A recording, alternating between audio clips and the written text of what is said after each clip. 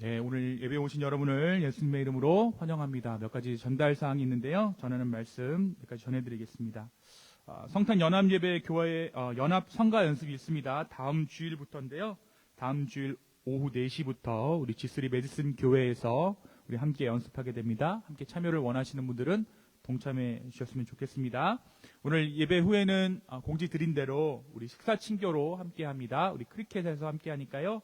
모든 분들 빠짐없이 참석해 주셨으면 좋겠습니다. 데일라이트 세이빙스가 다음 주일에 이제 종료됩니다.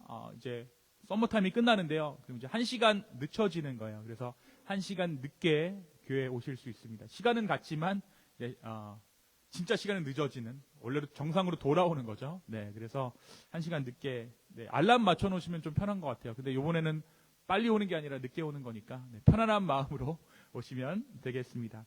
몇 가지 교인 동정들이 있는데요. 우리 양태규, 김수현 집사님 가정 한국 방문하게 됩니다. 약 20일간의 일정으로 한국 방문하시는데요. 결혼식 올리러 갑니다. 우리 새로운 출발하는 우리 가정 가운데 축복의 말씀, 또 축복의 기도로 함께 해주셨으면 좋겠습니다. 네, 오신 지 얼마 되신 것 같지 않은데 우리 권사님 한국으로 이제 돌아가게 되셨습니다. 같은 날인 것 같아요. 11월 4일인가요? 그렇죠? 네, 이제 한국으로 돌아가게 되는데요. 가시는 일정 잘 돌아갈 수 있도록 함께 기도해 주셨으면 좋겠습니다. 또 이제 그날 또 우리 소리자매님 어머니께서 또 오시게 됩니다. 또 새롭게 오시는 가족 위에 또 함께 그 여정 가운데 함께 기도해 주셨으면 좋겠습니다. 저는 다음 주간 월요일부터 목요일까지 DC에 있는 와싱턴 중앙장로교회 목회자 설교 컨퍼런스에 참석하게 됐습니다. 주 강사가 이찬수 목사님과 노진준 목사님이신데요. 정말 본의 아니게 제가 강의 하나를 맡게 됐어요. 그래서 이제 그분들과 같이 이제 강의를 하는데, 강의를 빙장한 이렇게 세일즈 비슷한 그런 거 하러 갑니다. 제가 쓰고 있는 성경 소프트웨어가 있는데 그 성경 소프트웨어를 이용해서 어떻게 설교하는지에 대해서 젊은 목회자들 대상으로 세미나를 하나 맡게 됐어요. 그래서 이제 그분들과 함께 이제 강의를 하게 되는데요. 쟁쟁한 분들이랑 함께 하는데, 패 끼치지 않고 눕 끼치지 않고 돌아올 수 있도록 여러분 함께 기도해 주셨으면 좋겠습니다. 네, 이 시간 우리 옆 사람 향해서 한번 축복하면서 주님 앞에 나아갔으면 좋겠습니다. 하나님께서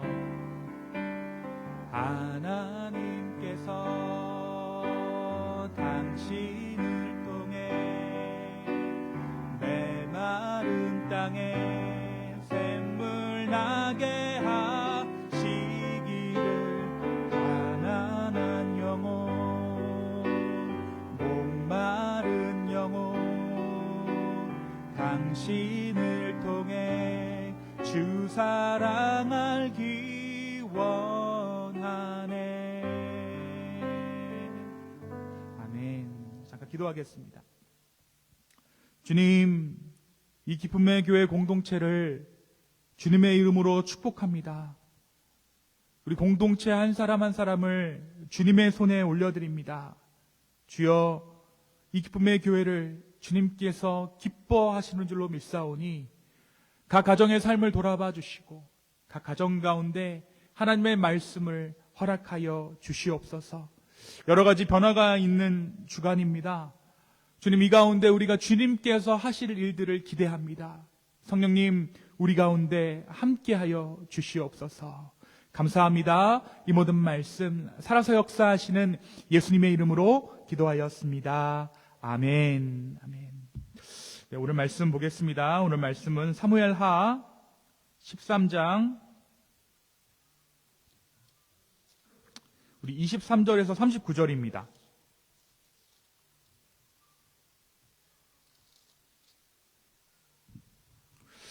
우리 한 절씩 교독하시고요. 마지막 절 39절은 같이 읽었으면 좋겠습니다. 제가 먼저 읽겠습니다. 만 2년 후에 에브라임 곁 바알 하솔에서 압살롬이 양털을 깎는 일이 있음에 압살롬이 왕의 모든 아들을 청하고 압살롬이 왕께 나아가 말하되 이제 종에게 양털 깎는 일이 있사오니 청하건대 왕은 신하들을 데리시고 당신의 종과 함께 가사이다 하니 왕이 압살롬에게 이르되 아니라 내 아들아 이제 우리가 다 갈 것 없다. 너에게 누를 끼칠까 하노라 하니라. 압살롬이 그에게 간청하였으나 그가 가지 아니하고 그에게 복을 비는지라. 압살롬이 이르되 그렇게 하지 아니하시니까 내 형 암논이 우리와 함께 가게 하옵소서. 왕이 그에게 이르되 그가 너와 함께 갈 것이 무엇이냐 하되 압살롬이 간청하매 왕이 암논과 왕의 모든 아들을 그와 함께 그에게 보내니라. 압살롬이 이미 그의 종들에게 명령하여 이르기를 너희는 이제 암논의 마음이 술로 즐거워할 때를 자세히 보다가 내가 너희에게 암논을 치라 하거든 그를 죽이라. 두려워하지 말라. 내가 너희에게 명령한 것이 아니냐. 너희는 담대히 용기를 내라 한지라. 압살롬의 종들이 압살롬의 명령대로 암논에게 행하매 왕의 모든 아들들이 일어나 각기 노새를 타고 도망하니라. 들이 그에 있을 때에 압살롬이 왕의 모든 아들들을 죽이고 하나도 남기지 아니하였다는 소문이 다윗에게 이르네. 왕이 곧 일어나서 자기의 옷을 찢고 땅에 드러눕고 그의 친아들도 다 옷을 찢고 모셔 선지라. 왕의 시므아의 아들 요나답이 아뢰어 이르되 내 주여 젊은 왕자들이 다 죽임을 당한 줄로 생각하지 마옵소서. 오직 암논만 죽었으리이다. 그가 압살롬의 누이 다말을 욕되게 한 날부터 압살롬이 결심한 것이니이다. 그러한즉 내 주 왕이여 왕자들이 다 죽은 줄로 생각하여 상심하지 마옵소서. 오직 암논만 죽었으리라 하니라. 이에 압살롬은 도망하니라. 파수하는 청년이 눈을 들어보니 보아라 뒷산 언덕길로 여러 사람이 오는도다. 요나답이 왕께 아뢰되 보소서 왕자들이 오나이다. 당신의 종이 말한 대로 되었나이다 하고 말을 마치자 왕자들이 이르러 소리를 높여 통곡하니 왕과 그의 모든 신하들도 심히 통곡하니라. 압살롬은 도망하여 그술왕 암미올의 아들 달메에게로 갔고 다윗은 날마다 그의 아들로 말미암아 슬퍼하니라. 압살롬이 도망하여 그술로 가서 거기에 산지 3년이로 함께 읽겠습니다. 다윗 왕의 마음이 압살롬을 향하여 간절하니 암논은 이미 죽었으므로 왕이 위로를 받았음이더라. 아멘. 잠깐 말씀 놓고 기도하겠습니다.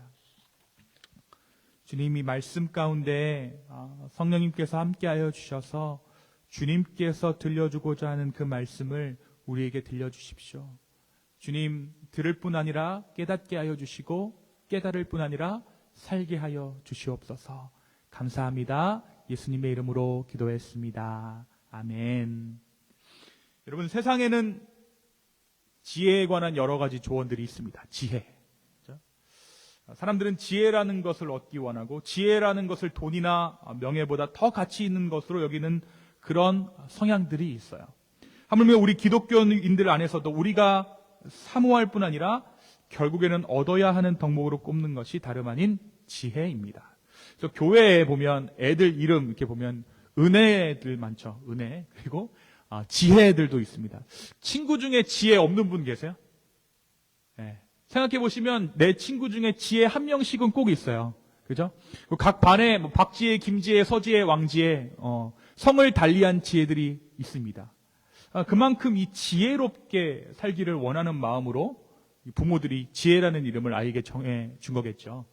영어 이름 중에는 지혜가 없느냐? 있습니다, 여러분. 소피아라는 이름이 지혜라는 뜻이에요. 그래서 소피 마르소, 소피아 로렌 다 지혜라는 이름을 가진 외국 사람들입니다. 우리에게도 지혜를 사모하는 마음이 있죠.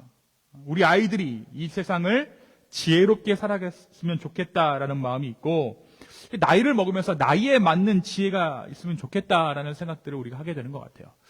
이 말을 조금 어려운 말로 뭐라고 하죠? 철이 든다라고 이야기합니다. 나이를 먹으면 나이에 맞는 생각을 하는 것을 우리가 철이 든다라고 합니다. 철분을 많이 먹는다고 해서 우리가 철이 드는 게 아니라 지혜를 얻어야 우리가 철이 드는 거예요. 나이에 맞게. 30대면 30대에 맞는 생각을 할 수 있어야 되고 40대면 40대에 맞는 또 50대가 되면 그 50대에 맞는. 그래서 우리 다 정해놨잖아요. 그죠?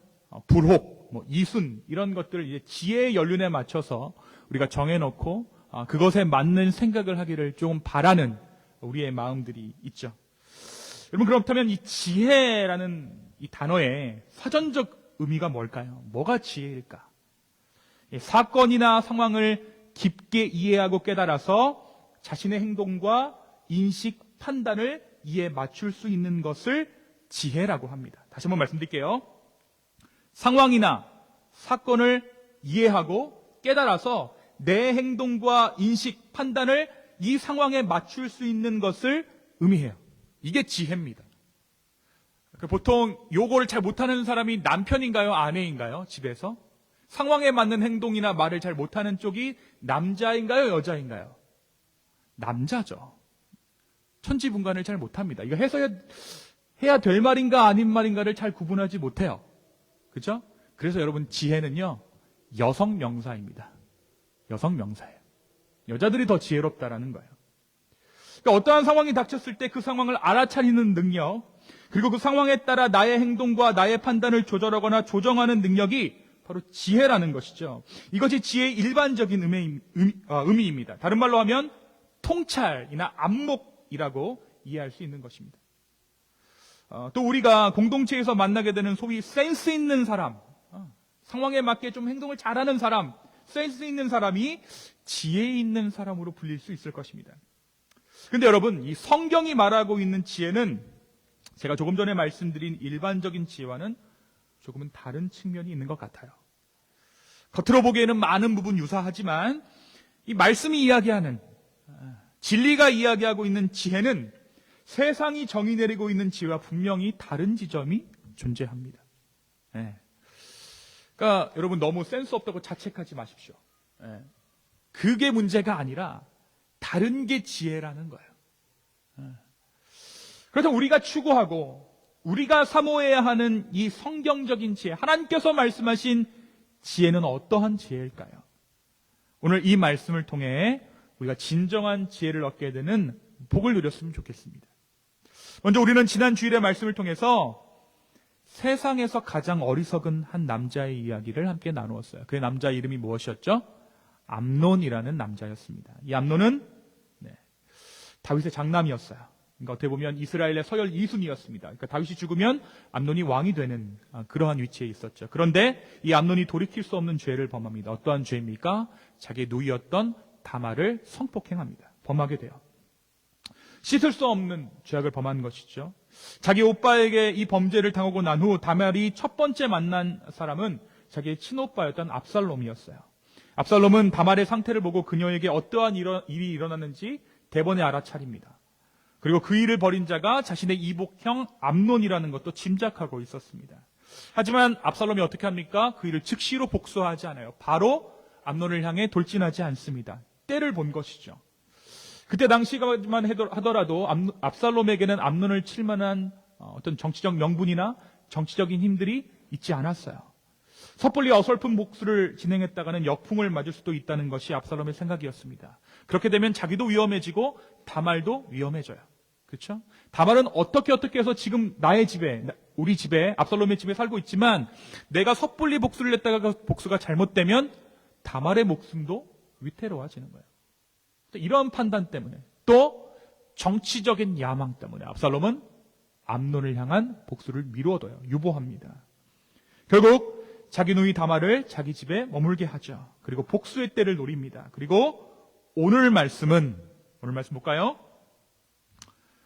23절이죠. 23절에 무엇을 의미하는 단어로 이 말씀이 시작하고 있습니까? 만 2년 후에라는 단어로 시작하고 있어요. 그러니까 때를 알리는 단어로 시작하고 있습니다. 이 말은 때가 찼다는 거야. 때가 됐다라는 것이죠. 어떠한 때입니까? 복수의 때가 됐다는 것입니다. 2년간 압살롬은 자기 누이 다말에 대한 복수를 계획했습니다.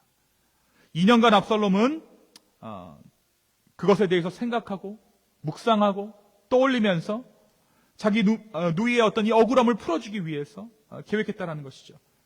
여러분, 근데 여기서 2년의 시간, 만 2년이라고 우리말 성경에는 번역되어 있지만 히브리어 성경에는 어떻게 번역되어져 있냐면 조금 다른 표현이 기록되어져 있어요. 보통 이제 시간을 표현하는 단어와는 조금 다른 단어로 이 2년이라는 시간을 표현합니다.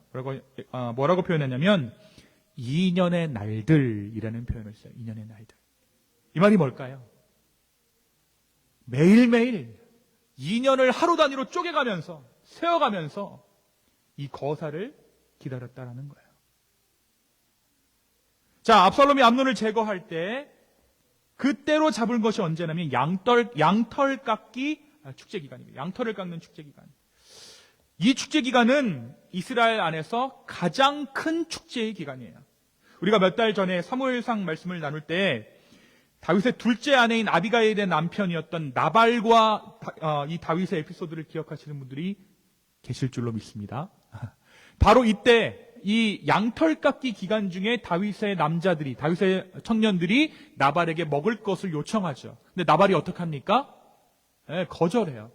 그러면서 아비가일이 그 뒤를 쫓아가서 정성스럽게 곡식으로 요리를 하고 고기로 볶은 고기로 대접하는 일이 있습니다. 그리고 그 일을 계기로 나발은 죽게 되고 아비가일은 어떻게 됩니까? 다윗의 아내가 되어져요. 근데 왜 다윗이 이때 나발을 찾아갔느냐? 이 양털 깎기 기간 동안에는 굶는 사람이 없기 때문이에요. 그러니까 찾아가서 어려운 사정을 하면 먹을 것을 내오는 축제 기간이 이 기간입니다. 그러니까 한마디로 전 이스라엘이 큰 축제 기간인 거죠. 그런데 여러분, 뭔가 이상한 점이 있어요. 압살롬이 이 축제의 장소로 선택한 곳이 에브라임의 바알 하솔이라는 지역이라는 것입니다. 23절에 보니까 만 2년 후에 에브라임 곁 바알 하솔에서 압살롬이 양털을 깎는 일이 있음에 라고 기록하고 있죠. 바알 하솔은요, 여러분, 예루살렘 왕실에서 한 23km 정도 떨어진 지역이에요. 그러니까 지금은 23km 금방 가지만 그 당시에는 말을 타고 가거나 걸어갔어야 됐겠죠. 그러니까 조금 애매한 위치입니다. 그러니까 다소 먼 곳에서 이 축제를 진행하려 했다는 것이죠. 그리고는 다윗에게 이 축제에 함께할 것을 압살롬이 권하게 됩니다. 근데 다윗은 압살롬의 이 청을 거절해요. 나 못 간다. 근데 어떠한 핑계를 댑니까? 어떠한 이유를 대죠? 너가 부담이 될까 봐. 우리가 다 갈 것이 아니다. 너가 부담되는데. 우리 어머니들 한국 오지 마라. 너 부담되지 않니? 다 거짓말입니다, 여러분. 다윗이 진짜 부담이 돼서 했던 것이 아니라 왕실을 비울 수가 없었던 거예요. 당시 이스라엘은 어떤 나라입니까? 상시 전시 체제입니다. 그러니까 23km 떨어진 곳으로 왕이 자리를 비우게 되면 언제 적군이 쳐들어올지 모르는 상황 가운데 이 일을 진행할 수 없다라는 것이죠. 왕이나 왕자들이 궁이 있는 수도를 비우고 1박 2일이나 2박 3일로 여행을 가는 경우가 있었어요. 언제냐면 조상들에게 예배를 드리기 위해서, 조상들에게 제사를 드리기 위해서라면 이런 일들을 감수했습니다. 그런데 양털 깎기 축제를 참석하느라 왕자들이 궁을 떠나는 것은 쉽지 않은 일이었어요. 그래서 다윗은 압살롬의 청을 거절합니다. 압살롬이 이걸 몰랐을까요? 알았죠. 그래서 모든 형제들 그리고 모든 왕자들을 먼저 초대한 후에 다윗에게 이 소식이 들어가도록 한 거예요. 모든 왕자들이 참석한다더라. 그리고 나서 다윗에게 마지막으로 묻습니다. 아버지 오시죠. 뭐를 기대하고요? 아버지가 오지 않을 것을 기대하고. 자, 결국 압살롬의 의도대로 다윗은 이 행사에 참여하는 것을 거부합니다. 그런데 이 부탁에 또 하나의 목적이 있죠. 의도가 있죠. 이 대화를 통해서, 다윗과 압살롬의 대화를 통해 압살롬이 얻어내야 하는 것이 또 한 가지가 있습니다. 다윗의 불참과 누구의 참석이요? 암논의 참석. 그러니까 사람이 여러분 어떻습니까? 예를 들어서 이제 소리자매님이 오빠 100분만 줘봐. 당연히 우리 주고 싶지만 우리 주희 형제는 없어 라고 이야기하겠죠. 그럼 뭐라 그러겠어요? 우리 소리자매님. 그럼 50불이라도 줘봐. 그럼 어떻게 해요? 50불? 그래. 내주죠. 왜요? 100불보다 적으니까. 압살롬이 첫 번째 부탁을 거절받자마자 두 번째 부탁을 한 거예요. 협상의 기술입니다. 이 내 두 번째 이 부탁은 아버지가 차마 거절할 수 없겠지. 그래서 뭐라고 얘기하냐면, 아버지, 그러면 암논 형이라도 꼭 이 잔치에 참석할 수 있도록 해주십시오라고 부탁해요. 더 이상 거절하지 못한 이 다윗이 마다하지 못해 아들 암논을 보냅니다. 한 가지 물어봐요. 왜 암논이 거기 가야 되니? 그런데 그런데 압살롬이 더욱 강하게 밀어붙입니다. 꼭 와야 됩니다. 압살롬의 부탁을 받은 다윗이 불안했습니다. 암논이 다말에게 행한 그 일을 모르지 않았어요. 압살롬이 다말과 친오누이라는 사실을 알았기 때문에 다윗은 압살롬의 부탁을 차마 들어줄 수 없었을 것이죠. 하지만 압살롬은 집요했습니다. 더욱더 이 암논이 행사에 참석할 것을 아버지에게 요청합니다. 다윗은 더 이상 마다하지 못한 채 암논을 그 행사에 보내게 됩니다. 여러분, 다말도 누가 보냈습니까? 다윗이 보냈죠. 그렇죠? 누가 간청해서요? 암논이 간청해서. 그렇죠? 근데 그 봉변을 당한 거예요. 오늘 암논도 누가 보냅니까? 다윗이 보냅니다. 다윗이 보낸 거예요. 그리고 어떠한 일이 있었습니까? 압살롬은 암논이 술이 취하기를 기다렸다가 암논을 죽여요. 바로 이때에 압살롬이 자기 수하들에게 한 말, 어떠한 말입니까? 네. 강하고 담대하라, 담대하라. 죽여라, 두려워하지 말라. 내가 너희에게 명령한 것이 아니냐. 너희는 담대히 용기를 내라. 28절에 보니까. 여러분, 이 양털깎기 행사장에서 일어난 일이 다윗에게 전달되는 것은 시간 문제였습니다. 다윗은 이 축제의 현장에서 일어난 피해 난장 소식을 듣고 거의 실신지경에 이르러요. 그런데 모든 신하들이 다윗과 함께 옷을 찢으며 애곡의 소리를 높이던 그때에 한 사람만이 초연함을 잃지 않습니다. 그가 누구입니까? 요나답이라는 사람이에요. 요나답만이 이 상황에서 흔들리지 않습니다. 그리고 이 사건의 모든 진실을 알고 있는 것처럼 다윗에게 이렇게 얘기하죠. 모든 왕자가 죽지는 않았을 것입니다. 왕이여, 낙담하지 마소서. 오직 암논만 죽었을 것입니다. 사실 이 일은 암논이 다말을 욕보인 그날부터 압살롬이 2년 전부터 계획한 것입니다. 그러니 너무 상심하지 마십시오. 암논만 죽었습니다. 라고 요나답이 이야기를 해요. 자, 그 말을 마치자마자 어떠한 일이 있습니까? 다윗의 파수꾼이 먼 발치를 보니까 진짜로 한 무리의 사람들이 오는 거예요. 왕자들이 다 죽지 않은 것이죠. 왕이여 보소서, 왕자들이 옵니다. 내가 말한 게 맞습니다. 맞습니다. 자, 35절에 한번 볼까요? 35절 함께 읽겠습니다. 35절 읽습니다. 시작. 요나답이 왕께 말하되 보소서, 왕자들이 오나이다. 당신의 종이 말한 대로 되었나이다 하고. 내가 말했죠? 오잖아요. 다 안 죽었죠? 내가 맞았죠? 이거예요. 요나답의 이러한 예상이 그대로 맞아떨어졌습니다. 이 예언을 마친 후에 다윗의 파수꾼이 뒷산 언덕길로 한 무리의 사람들이 오는 것을 봅니다. 그리고 자랑스럽게 요나답이 내가 맞았다라고 이야기합니다. 그렇게 압살롬의 복수극이 일단락 되어져요. 말씀은 압살롬이 그 길로 도망해서 그술이라는 지역에서 3년간 살게 되었다라고 기록하고 있습니다. 한편 암논을 사랑했던 다윗의 마음은 암논이 죽자 압살롬에게 향하게 되었다라고 말씀이 기록하고 있죠. 그러니까 인간의 사랑이라는 것이 참 부질없다라는 거예요. 암논을 그렇게 사랑했는데 암논이 죽자 압살롬에게 다윗의 마음이 이동했다. 이게 이해가 되지 않잖아요. 근데 인간의 사랑은 그렇다라는 것입니다. 사람의 마음은 그래요. 여러분, 그렇다면 오늘 제가 말씀드린 이 사건에서 누가 가장 지혜로운 사람일까요?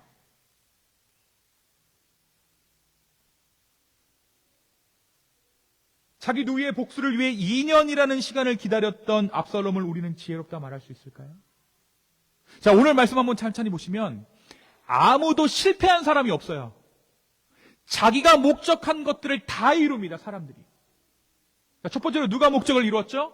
압살롬이 목적을 이루었어요. 그럼 압살롬이 가장 지혜롭다 말할 수 있을까요?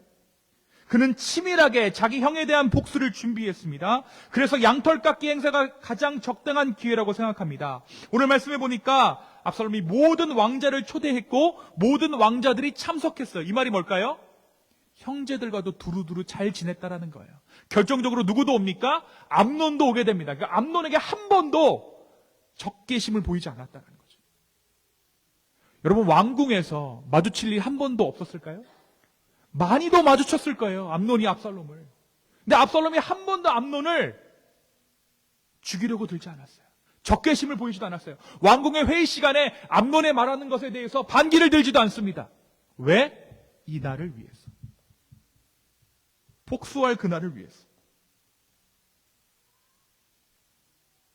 암논을 마주치는 그때마다 압살롬은 치밀어 오르는 분노를 애써 사귀면서 이 날을 기다렸던 거죠. 게다가 압살롬은 최대한 왕궁에서 먼 곳, 하지만 너무 멀지는 않아서 왕궁에 의심이 미치지는 않을 만한 적당한 장소를 물색합니다. 그것이 바알 하솔이었어요. 아마 압살롬은 2년의 시간 동안 장소를 물색하고 이 바알 하솔로 그 복수의 장소를 정한 후에는 여러 차례 답사도 먹었을 거예요. 자, 이렇게 장소까지 모두 갖춰진 상황에서 넘어야 할 큰 산이 하나 더 있죠. 바로 아버지 다윗의 허락입니다.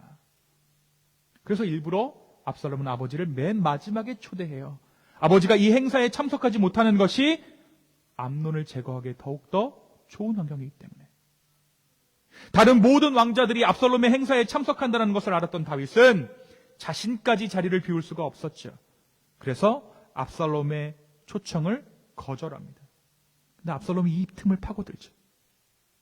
그리고 암논을 초청합니다. 두 번째, 오늘 말씀 가운데 또 하나의 지혜로운 자들이 있어요. 누굽니까? 이 압살롬의 명령에 따라 암논을 죽였던 압살롬의 시종들입니다. 자, 압살롬이 암논을 죽일 때에 그 시종들에게 당부하죠. 28절 한번 다 같이 읽겠습니다. 28절입니다. 시작. 압살롬이 이미 그의 종들에게 명령하여 이르기를 너희는 이제 암논의 마음이 술로 즐거워할 때를 자세히 보다가 내가 너희에게 암논을 치라 하거든 그를 죽이라.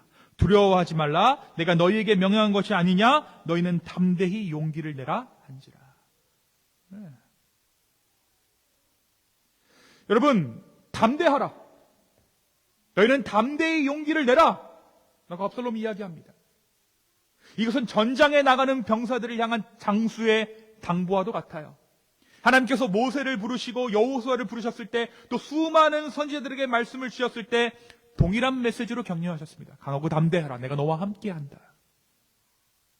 이 말로 압살롬이 자신의 시종들을 격려했어요. 시종들이 어떻게 합니까? 미션 컴플릿. 이룹니다. 강하고 담대하게 암논을 제거했어요. 성공한 것이죠. 자, 세 번째. 오늘 이 말씀에서 가장 중요한, 우리가 특별히 좀 살펴봐야 할 인물이 있습니다.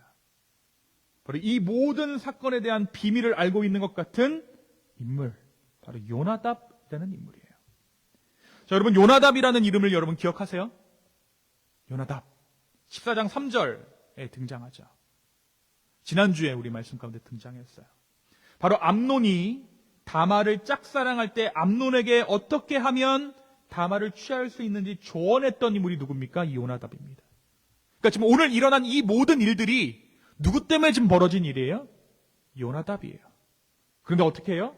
형제들이 살았다는 사실을 자신의 의로 삼아요. 나 상 주세요. 왕자들 다 살아왔죠?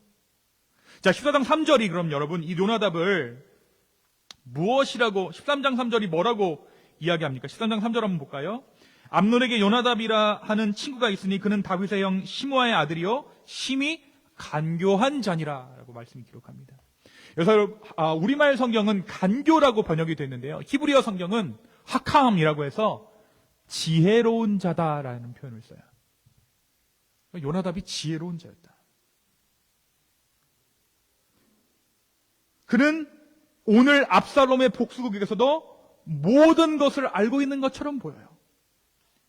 여러분, 다윗이 처음 이 양털깎기 현장에서 피해 난장이 있었다라는 소식을 들었을 때 절망하죠. 실신합니다. 압살롬이 행사에 참석한 모든 왕자들을 죽였다라는 소식이 전해졌기 때문입니다. 하지만 이 상황에서 요나답이 다윗을 위로합니다. 모든 왕자들이 죽은 것이 아니라 암논만이 죽었다는 확신에 찬 예상을 해요. 그리고 다윗의 마음을 안정시킵니다. 그리고 그는 뭐라고 얘기하냐면 결정적으로 2년 전부터, 그러니까 암논이 다말을 범한 그날부터 압살롬이 이날을 결심했다라고 말합니다. 32절에 보니까 압살롬의 누이 다말을 욕되게 한 날부터 압살롬이 결심한 것입니다. 자, 여러분, 여기서 우리가 뭘 알 수 있죠? 압살롬이 이 계획을 세우고 누구랑 의논했을까요? 요나답이랑 의논했던 거예요. 요나답과. 이 복수국에서도 요나답은 중요한 조언자 역할을 한 것입니다. 압살롬이 지혜로운 요나답에게 이 일에 대한 계획을 상의했고, 지혜로운 요나답은 압살롬에게 많은 부분을 조언했을 것입니다. 장소를 결정하는 것부터 언제 이 일을 치를 것인지, 언제 다윗에게 부탁할 것인지, 또 어떻게 암논을 살해할 것인지. 압살롬이 요나답에게 자문을 구했다는 것이죠. 자, 이 지혜자 요나답은 이 사건의 처음과 끝에 자리한 사람입니다. 이 사건의 사실상 원인 제공자라고도 할 수 있어요. 암논의 그 범죄의 공범이기 때문이죠. 그런데 그런 그가 그 일에 대한 복수극에 대해서도 조언자 역할을 합니다. 누가 보면 이 일의 진정한 승자가 누굽니까? 요나답이에요. 세상적 이치로 보면 김종필이에요. 진정한 승자입니다.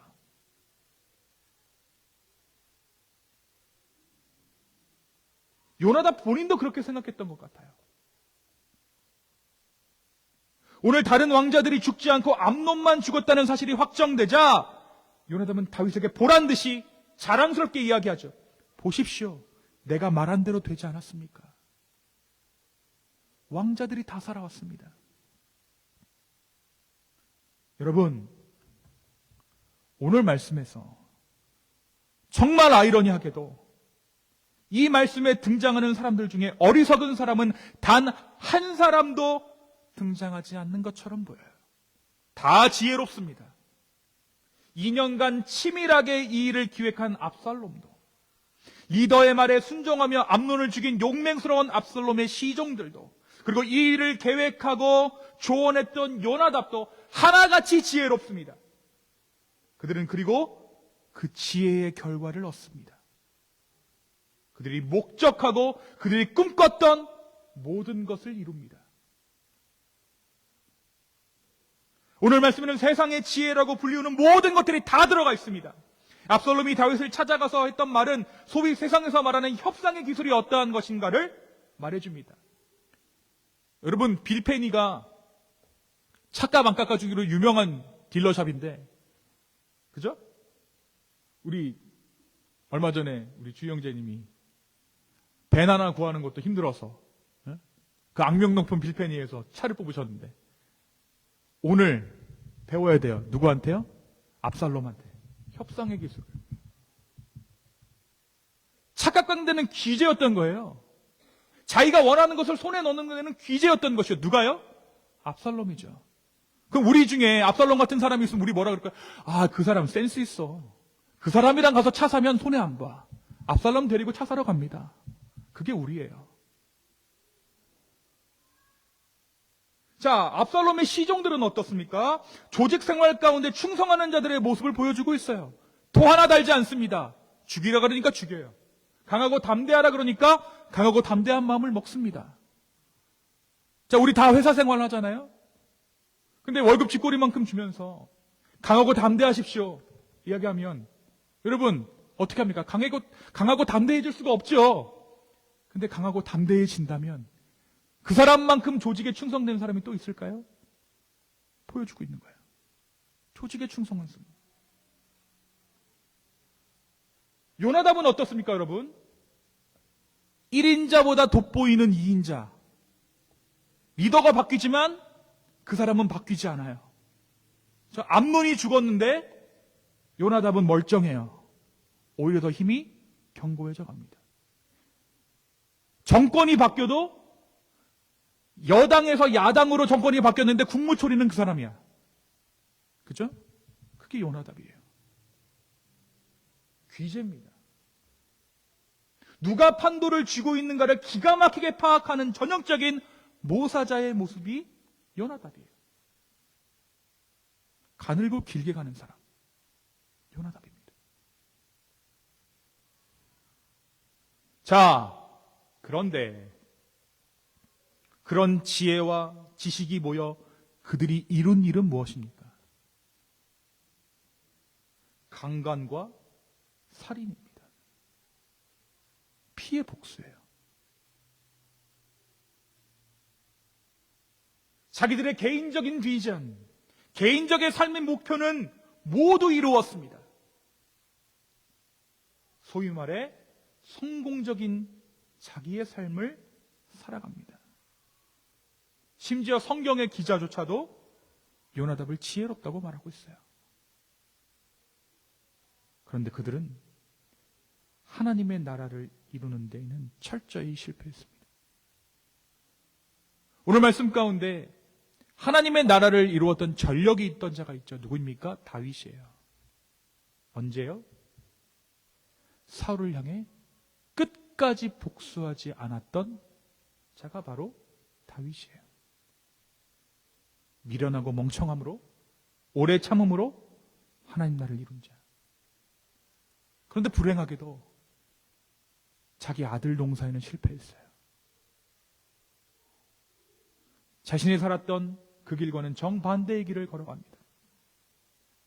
오늘을 사는 저와 여러분도 이러한 삶을 살아가고 있는지 냉정하게 우리 스스로에게 물어봐야 돼요. 목사님, 저는 그러한 인생을 살지 않았습니다. 저도 물어볼 수 있겠어요. 저는 그럼 살았습니까? 우리 모두 다 그런 삶을 살지 않았죠. 근데 여러분, 한번 물어보겠습니다.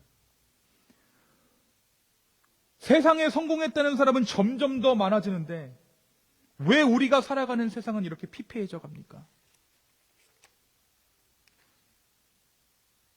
유튜브, 매체, 그럴듯한 인생을 살아가는 사람들은 너무나도 많아지는데 왜 우리가 살아가는 세상은 점점점 피폐해져 갈까요? 혹시 오늘 말씀이 지혜롭다 말하고 있는 요나답과도 같은 삶을 우리가 살고 있는 것은 아닐까요? 내 연봉은 늘어나고 내 삶은 점점 풀려져 가는데 세상은 악해져 간다면 우리는 가던 길을 멈추고 우리의 삶을 돌아봐야 할 것입니다. 그것이 믿는 자의 몫이고 우리의 사명입니다. 자, 여러분, 그렇다면 진짜 지혜는 무엇일까요? 성경의 지혜자가 말하는, 코헬렛이 말하는 지혜는 하나님을 경외하는 것입니다. 하나님 경외는 다른 것 아니에요. 하나님 계신 줄을 알라라는 거예요. 진짜 지혜란 내 뜻과 내 마음과 내 개인적인 비전이 성취되는 것이 아니라 하나님의 뜻이 내 삶에 이루어지는 것이 진짜 지혜입니다. 누구의 뜻이 이루어진다고요? 하나님의 뜻이 내 삶에 이루어지는 것이 지혜라고요. 여러분, 예수님 어떻게 돌아가셨습니까? 힘없이 패배자의 모습으로 사람들이 기대하는 것들을 하나도 이루지 못한 채 실패자의 모습으로 돌아가셨습니다. 여러분, 제자들이요, 성경에 기록되어 있지는 않았지만 베드로가 다시 갈릴리로 향하면서 그리고 다시 물고기의 그물을 던지면서 베드로가 뭐라고 얘기했을까요? 제 이름이 피터잖아요. 저는 베드로의 마음을 조금 알 것 같아요. 뭐라고 던지면서 이렇게 던졌을 것 같냐면 제 생각에는 차라리 보여주지나 말지. 왜 병든 자들은 고쳐주고, 왜 죽은 자는 살려주고, 오병이어의 기적은 베풀어서 애먼 사람 기대감에 불게 만들고 그렇게 죽어버리나. 그게 예수님의 삶이었어요. 사람들이 기대하는 것들을 하나도 이루지 못한 채 실패자의 모습으로 돌아가셨습니다. 지금도 그 어리석음의 결과물이 우리가 보잖아요. 이스라엘 하마스 전쟁. 이스라엘을 끝까지 복음화 시키지 못하셨어요, 예수님이. 그렇지 않아요? 그의 마지막 모습은 반론 한번 제대로 못한 서영수의 모습이었습니다. 그런데 그의 어리석음이 세상의 지혜를 이겼습니다. 여러분, 나는 승승장구하는데 세상이 전쟁이 나면 그것은 패배입니다. 우리는 어쩌면 정말 똑똑한 바보가 되어가고 있는지도 모르겠어요. 똑똑한 바보들. 멍청한 천재가 되십시오. 멍청한 천재가 되십시오. 언제 우리가 그렇게 될 수 있을까요? 내 뜻이 아니라 하나님의 뜻이 내 삶에서 이루어질 때. 우리가 정말 혹시 똑똑한 바보로 이 땅을 살아가고 있는 것은 아닐까요? 예수님의 마지막 기도가 우리의 기도가 되어야 할 이유입니다. 주님, 내 뜻대로 마옵시고 주의 뜻이 내 삶에 이루어지게 하옵소서. 이 기도가 우리의 진실한 기도 되기를 예수님의 이름으로 축원합니다. 여러분, 개인적인 비전을 이루는 것, 그것이 거대한 실패 가운데 진행되고 있는지도 몰라요. 반대로 우리의 실패가, 우리의 좌절이 하나님의 성공 가운데 머물고 있는지도 모르는 일입니다. 전자를 원하세요? 후자를 원하세요? 후자를 원하신다면 뭘 하면 될까요? 오늘 크리켓에 오시면 될까요? 그것도 맞고 뭘 하면 될까요? 기도하시면 됩니다. 그래서 기도하는 거예요. 내 뜻을 이루어 주십시오라고 기도하는 것이 아니라 주의 뜻이 내 삶에 이루어지기를 원합니다. 그것이 기도입니다. 똑똑한 바보가 아니라 멍청한 승자가 되길 예수님의 이름으로 축원합니다. 저는 기도하시겠습니다.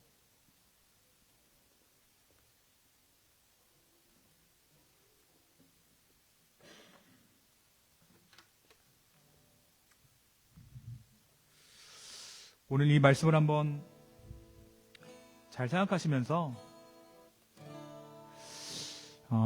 여러분 마음 가운데 여러분이 진짜로 원하고 이루고 정말 내 삶이 이루고자 하는 것이 무엇인지 한번 돌아봤으면 좋겠어요. 그리고 그 가운데 내가 진짜 잊어버린 것들이 없는지, 잃어버린 것들이 없는지 돌아보셨으면 좋겠습니다. 이 시간 한번 좀 우리의 말씀으로 받으면서 성령님, 내 삶을 운행하여 주십시오. 내 삶을 주장하여 주십시오. 라고 간절한 마음으로 함께 기도하며 주님께 나아갑시다. 함께 기도합시다.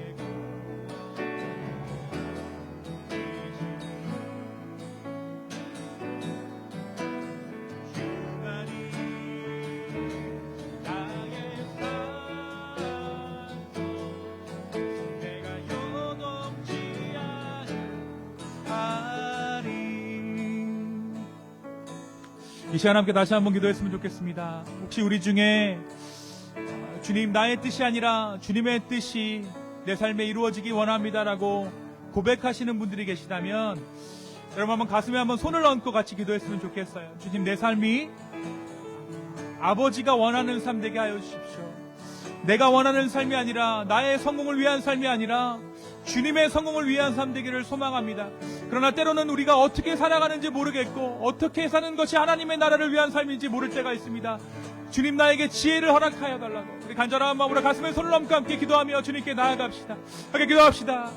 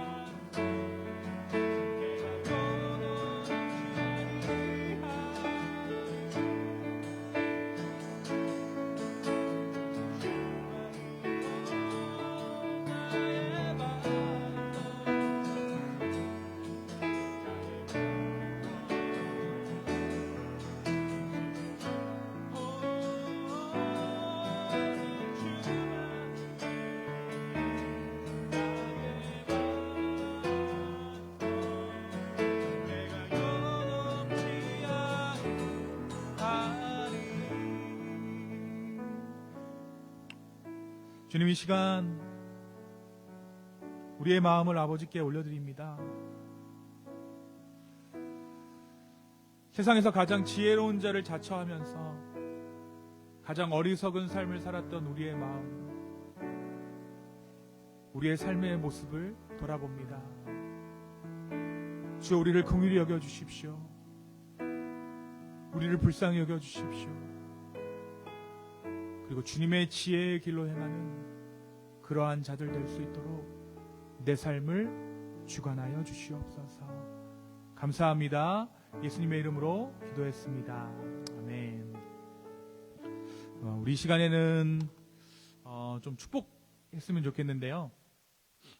우리 태규 집사님, 수현 집사님 계시지 않지만 한국으로 이제 방문하게 되세요. 이제 결혼식 앞두고 있는데 새로운 출발의 자리입니다. 잠깐 우리 자리에서 일어나 주시면 우리 태규 집사님 혼자 계시지만 좀 같이 기도했으면 좋겠어요. 네, 같이 기도하실 때 하나님, 저 가정을 주님께서 축복하여 주시고 하나님 그 가정 가운데 은혜를 주십시오 라는 간절한 마음으로 우리 함께 좀 축복하며 기도했으면 좋겠습니다. 함께 기도해 주십시오. 기도합시다. 아버지, 인도하여 주십시오. 아버지, 역사하여 주십시오. 아버지, 역사하여 주십시오. 인도하여 주십시오. 축복하여 주십시오. 주님, 붙잡아 주십시오. 그 새로운 걸음 위에, 새로운 복된 걸음 위에 아버지 하나님 함께하여 주시고 은혜 베풀어 주시기를 간절히 원합니다. 주여, 인도하여 주십시오. 아버지 하나님, 역사하여 주십시오. 우리의 마음을 드립니다. 우리의 상황을 드립니다. 주여, 인도하여 주십시오. 주여, 인도하여 주십시오. 아버지, 인도하여 주십시오. 아버지, 인도하여 주십시오. 역사하여 주십시오. 아버지, 주여 붙잡아 주십시오. 주님 붙잡아 주시고 아버지, 역사하여 주십시오. 함께하여 주시옵소서.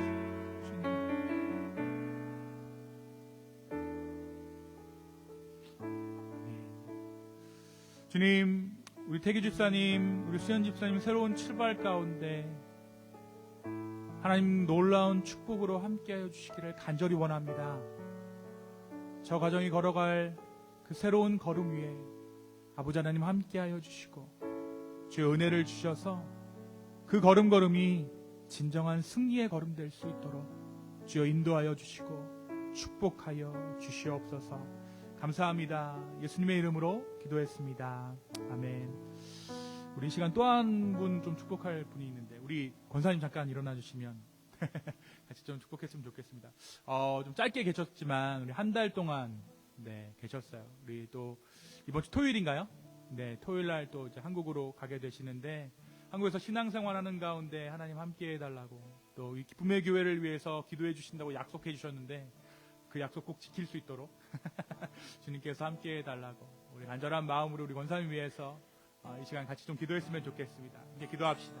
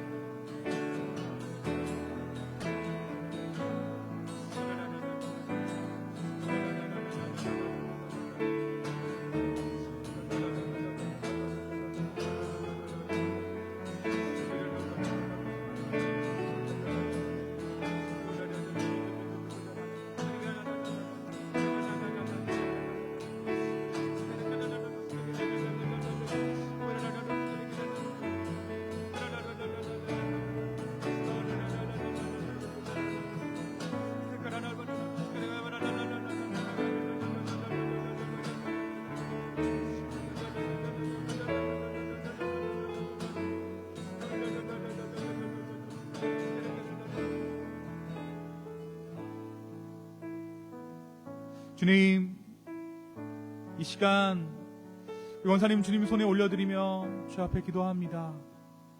또 먼 길을 오셨고 또 먼 길을 돌아가야 합니다. 차마 떨어지지 않은 발걸음이지만 주님께서 약속하신 그 사명이 있는 땅으로 다시 돌아갑니다. 아버지, 그 걸음걸음을 주님께서 축복하여 주시고 하나님, 그 가정 가운데 하나님의 평안함과 평강함을 허락하여 주십시오. 또 이곳에 남아있을 우리 서아 가정 주님께서 은혜 주셔서 힘들고 버거운 삶이지만 잘 감당할 수 있는 능력을 허락하여 주시옵소서. 또한 이 기쁨의 교회 공동체가 함께 십자가를 지고 멍에를 지고 그 아이를 양육하는 것을 함께 동참하기를 원합니다. 주님, 우리 교회가 그 일을 잘 감당할 수 있도록 성령 하나님 함께하여 주시옵소서. 감사합니다. 예수님의 이름으로 기도했습니다. 아멘. 우리 시간 다같이 마지막으로 함께 기도했으면 좋겠습니다. 마지막으로 기도할 때 주님이 기쁨의 교회 가운데 함께하여 주십시오. 이 기쁨의 교회가 걸어가는 그 길이 진정한 지혜로운 길, 아름다운 길 되게 해달라고 우리 간절한 마음으로 우리 교회를 위해서 우리 중보하면서 이 시간 기도하며 나아가겠습니다. 함께 기도합시다. 아버지 하나님, 감사합니다. 우리 예배 가운데 함께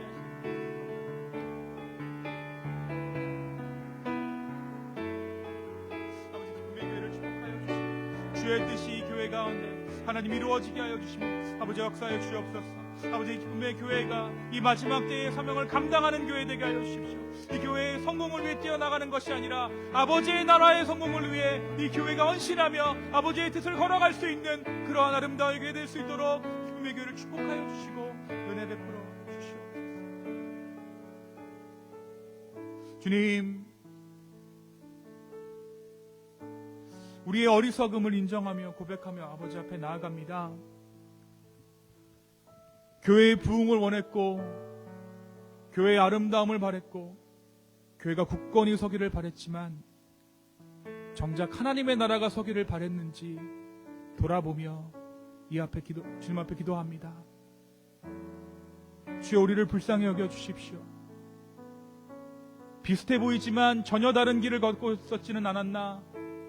주님, 우리가 돌아봤을 때 지나온 모든 걸음이 죄악일 수 있었지만 그 모든 걸음을 은혜로 채우심에 주님 감사합니다. 아버지, 우리가 주의 은혜만을 구하며 주님께서 주신 그 걸음걸음을 주의 뜻대로 걸어 나아갈 수 있는 기쁨의 교회 되게 하여 주시옵소서. 주님, 또한 이 시간 믿음의 싸움을 싸워나가는 우리 기쁨의 교회 식구 한 사람 한 사람을 축복하며 기도합니다. 주의 이들 가운데 하나님의 승리를 허락하여 주시고 하나님의 비전이 각자의 삶 가운데 이루어지게 하여 주시옵소서. 이제는 우리 하나님의 사랑과 예수 그리스도의 은혜와 성령의 감화 감동 교통하심이 나의 뜻이 아니라 하나님의 뜻이 내 삶 가운데 이루어지기를 갈망하는, 간구하는 기쁨의 교회 성도분들 머리 위에 이제로부터 영원까지 함께 계실지어다. 아멘.